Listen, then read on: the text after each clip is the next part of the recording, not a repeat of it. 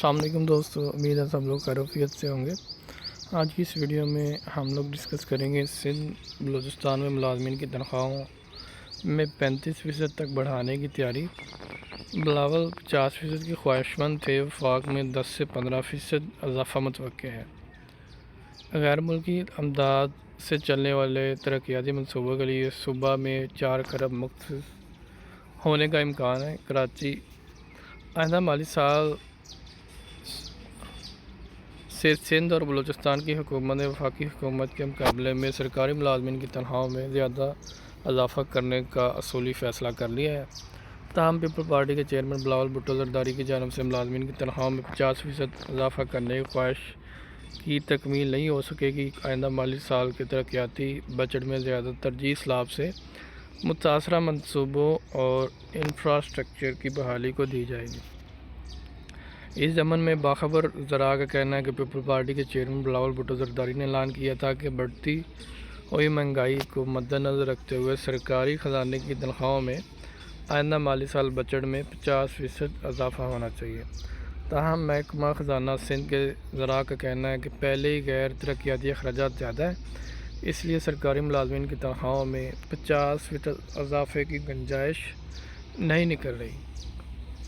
35% इजाफ़ा भी देखा जाए तो ये भी अगर 35% इजाफ़ा भी हो जाए सिंध और बलूचिस्तान के मुलाजमीन के लिए ये भी बहुत अच्छी खबर है, क्योंकि 35% अगर ये करंट अगर ये इंक्रीमेंट लग जाता है, इंक्रीज़ हो जाती है पे आपकी अडहाक रिलीफ अलाउंस जो है वो ज़्यादा हो जाता है 35%। अब उसमें ये है कि अगर तो ये करंट पे लग जाए, क्योंकि कुछ टाइम पहले ये इनिशियल पे लगा था। इनिशियल पे फिर कम बनते हैं।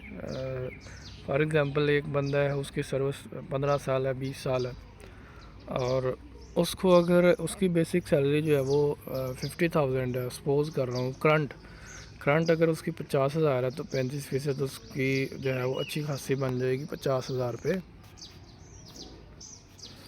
एक पहले भी मैंने इस पे वीडियो बनाई हुई है, आप लोग इस तरह से आसानी से कैलकुलेट कर सकते हैं। ये मैंने 50,000 प्लस 35% उसका किया तो ये मेरे पास 67,500 आ गया।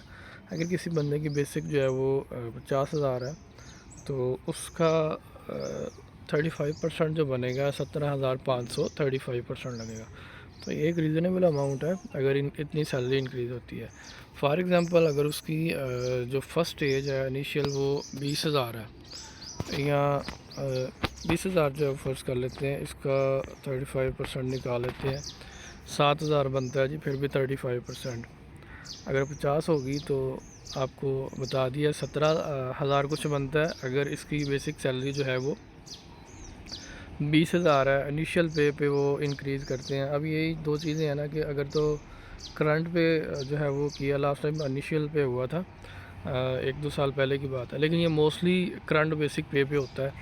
इंक्रीज़ जो अडहाक रिलीफ अलाउंस होता है ये करंट पे ही होता है मोस्टली।